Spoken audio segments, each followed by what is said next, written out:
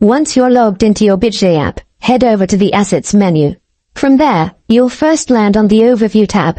You need to scroll from Overview to either Spot or Futures, depending on where you're holding your Pi coin. Once you locate your Pi tokens, the next step is very easy. Just tap on Pi, and then click on the Trade button. This will take you straight to the spot market, where you can either buy or sell Pi tokens.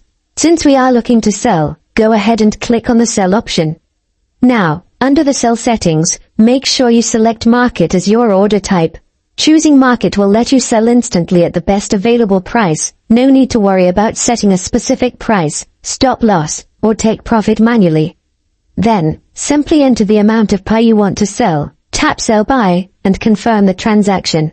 After that, if you head back to your wallet and perform a quick reload, you'll see that your USDT balance has increased, meaning your Pi coins have been successfully sold. And that's it, guys, a very simple and quick way to sell your Pi coin on Bitget.